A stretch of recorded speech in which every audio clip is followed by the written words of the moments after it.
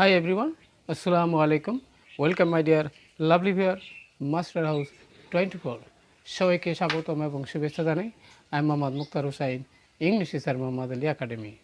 আজকে তোমাদের জন্য অত্যন্ত ইম্পর্টেন্ট এবং ইন্টারেস্টিং বিষয় নিয়ে আলোচনা করব, যেটি আমাদের এসএসসি 2023 সাল দাখিল অথবা 6 থেকে 12 ক্লাসে যে কোনো ক্লাসেই তোমাদের গ্যাপ ফিলিং রয়েছে উইথ কুলু, অর্থাৎ গ্যাপ ফিলিং কিন্তু এখানে আমাদের উইথ কুলু অর্থাৎ শব্দ দেওয়া আছে। এই শব্দগুলো মাধ্যমে আমরা কিভাবে আমাদের গ্যাপ ফিলিং পূরণ করতে পারবো বা ফুলফিল করতে পারবো সেই বিষয়টি আজকে আমরা জানতে চলেছি। আর তোমরা আমার চ্যানেলে যারা নতুন রয়েছে অবশ্যই চ্যানেলটি সাবস্ক্রাইব করবে। কেন সাবস্ক্রাইব করে রাখলে তোমাদের মোবাইল, ল্যাপটপ, কম্পিউটারে নোটিফিকেশন পেয়ে যাবা। So no more talk. Now go to our whiteboard, try to understand today's lesson, gap filling activities with colors. Now start, my dear lovely bears. তাহলে আমরা বলছিলাম বন্ধুরা যে gap filling activities with colors how to use, কীভাবে use করতে হয় সেটা আমরা জানবো ফর এসএসসি ও দাখিল 2023 6 to 12 classes in English grammar. আজকে আমাদের ধারাবাহিক ক্লাসের 36 অর্থাৎ 36 ডে অর্থাৎ 36তম আমাদের ক্লাস।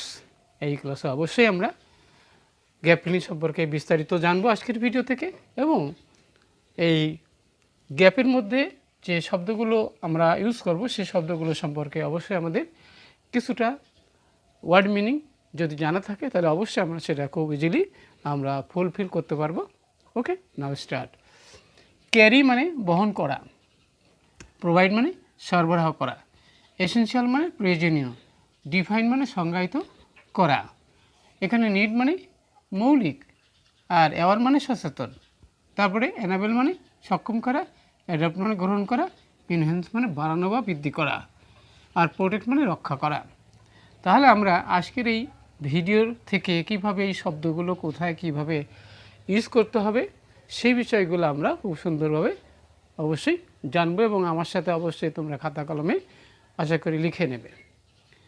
তারপরে আমরা প্রথমে দেখতে পাচ্ছি বন্ধুরা, education is one of the basic. তাহলে শিক্ষা হচ্ছে মৌলিক।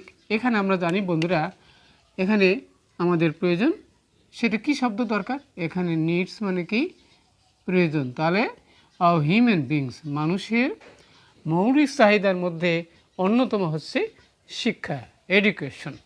ওকে, an is dash for every kinds of development, প্রত্যেকটি উন্নয়নের জন্য। তাহলে কি এখানে আমরা কোন শব্দ দিলে আমাদের সেই অ্যাপ্রোপ্রিয়েট হবে, সঠিক হবে সেটি আমরা জানি বন্ধুরা। এসেনশিয়াল মানে কি প্রয়োজনীয়। তাহলে আমরা এখানে লিখতে পারবো ESSENTIA, এসেনশিয়াল। ওকে, তাহলে প্রয়োজনীয়, essential for every kinds of developments. তাহলে কী করে, এবার কী করে, dash to make right choice in life. তাহলে আমাদের জীবনে সঠিক জিনিস পছন্দ করতে কি করে? তাহলে এনাবেলিং করে, সক্ষম করে, এনাবেলিং, ANABLING, এনাবেলিং মানে কি সক্ষম করে। তাহলে একই সেন্টেন্সে দুটো ভার্ব থাকলে এবার দ্বিতীয় ভার্বের সাথে আমরা জানি কি প্রেজেন্ট পার্টিসিপল হয়, আর সেই অনুযায়ী এনাবেলিং us to make the right choice in life. তাহলে জীবনে সঠিক কিছু পছন্দ করতে কি হলো, এই শিক্ষা আমাদের জন্য প্রয়োজনীয়। এবার কি করছে, ইট এনাবেলস, আর আমরা বলতে পারি কি ইটস এনাবেলস, আমরা বলতে পারি, আর আমরা বলতে পারি কি ইনহেন্স মানে বৃদ্ধি করে। আমরা এখানে এটাও বলতে পারি কি ইনহেন্স, AECNCES, ইনহেন্সেস। আর অ্যাবিলিটি আমাদের সক্ষমতা বাড়ায় বা বৃদ্ধি করে। টু রিচ ক্রপস, ফসল কি তোলা উত্তোলন করা, স্টোর ফুড খাদ্য জমানো, আরও আমরা বলতে পারি কি পরিবেশ রক্ষা করার জন্য। তাহলে আমরা PRO প্রোটেক্ট মানে কি রক্ষা করে the environment. Okay, and carry out এবং পালন করে আমাদের কি ক্যারি আউট মানে কি পালন করা। তাহলে আমরা এখানে লিখতে পারি CARRY carry out hour social responsibility, আমাদের সামাজিক দায়িত্ব পালন করতে কী হল সহযোগিতা করে। তারপরে ইটস কি করে প্রোভাইডস আস, এটা আমাদেরকে সরবরাহ করে। আরও কি সরবরাহ করে PROVIDES প্রোভাইডস মানে কি সরবরাহ করে আস উইথ অ্যান এনলাইটেন। ওকে, তাহলে আমরা এখানে বলতে পারি আরও কি ইনসেন্স। ওকে, ইনহ্যান্সেস, বা আমরা বলতে পারি কি আমরা এখানে আরও বলতে পারি কি যে অ্যাওয়ার মানে কি সচেতন। তাহলে এখানে আমরা বলতে পারি কি AWARY অ্যাওয়ার মানে সচেতন বৃদ্ধি করে অ্যাবাউট থিং এই জিনিস সম্পর্কে।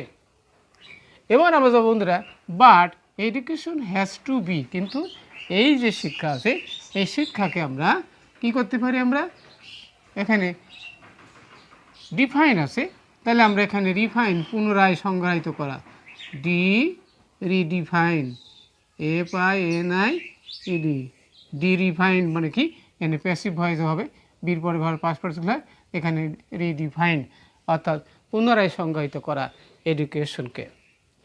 এবার it is not merely adapting মানে কি গ্রহণ করা। অ্যাডাপ্ট মানে আমরা জানি কি বন্ধুরা গ্রহণ করা, তাহলে এখানে একটা গ্রহণ করা, তাহলে ADOPTI অ্যাডাপ্টিং মানে কি গ্রহণ করা। তাহলে বলতেছে কি হলো it is not merely adapting গ্রহণ করা কি ডিগ্রি কোথা থেকে from schools college and university, বলতেছে কি স্কুল কলেজ এবং বিশ্ববিদ্যালয় থেকে ডিগ্রি গ্রহণ করাই মুখ্য উদ্দেশ্য নয়। Okay, it is something merrily lasting, এই যে শিক্ষাটা অবশ্যই অধিক দীর্ঘস্থায়ী বা গুণাবলী বা দয়াশীল। তাহলে আশা করি আজকের ভিডিও থেকে আমরা জানতে পারলাম gap filling activities with clues how to use in English grammar. আজকের ভিডিওটি তোমাদের অনেক অনেক ভালো লেগেছে, আর যদি ভালো লাগে লাইক এবং শেয়ার করতে ভুলবে না। আর তোমরা কোন বিষয়ে ভিডিও চাও অবশ্যই কমেন্টস করে জানিয়ে দেবা। আর এতক্ষণ সাথে থাকার জন্য অনেক অনেক ধন্যবাদ।